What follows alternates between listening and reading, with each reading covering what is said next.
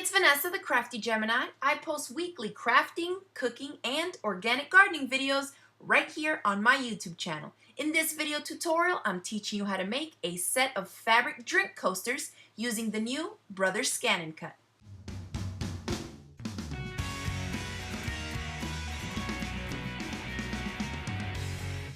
First, we got to stick our fabric down onto our sticky cutting mat and smooth it all out. Then you want to check your blade here and set it to the appropriate depth for the fabric that you're using.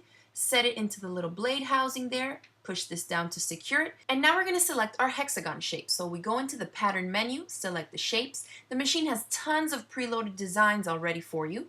I've selected the hexagon. I'm changing the height measurement up to 4 inches. Then click here for the seam allowance. I want to cut out 4 of these on one of my sheets, so bump the number up 3, now 4, and then click Set. Then you'll see the 4 hexagons pop up on the screen, and so we're going to use the scan feature here to scan in the fabric on the mat as our background. That will allow me to move the hexagons right to where I want them, so I could totally like fussy cut the flowers out if I wanted to using the hexagon shape. I'm just going to scoot them around and just give each one a little bit of its own space there. Select OK, then cut. And all we have to do is hit the start button.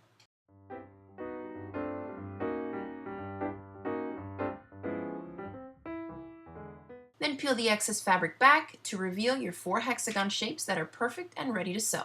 You want to repeat this because you need 8 of them to create a set of 4 coasters. Once you have your 8 hexagons cut out, you want to fuse the same size pieces of some lightweight fusible interfacing, and you're only going to fuse the interfacing to the back of 4 of the hexagons. So you should have 4 that have interfacing and 4 that don't.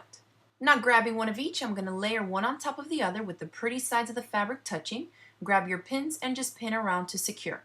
So pin together all your hexies. Once you have that, let's mark a spot here to flip the whole thing inside out through. Stay away from keeping an opening right on the pivot points on these corners. Instead, you want to make some marks so your opening is just on a flat, straight edge. That's going to be a lot easier for you to tuck in under and top stitch once you flip it right side out.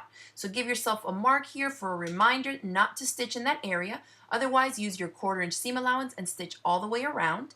It should look like this when you're done, and notice to reduce some bulk, I've clipped a little bit of the fabric and interfacing right at those little pivot points on the hexie. So just grab it, stay close to the stitch line, but don't cut into it because then you'll have to stitch it up again. Okay, do that to all the corners, and then we're ready to flip it inside out. Once you do that, you want to use something with a blunt tip to help you poke out those corners. Definitely do not go in there with a pair of scissors because you're going to cut a hole right through your coaster.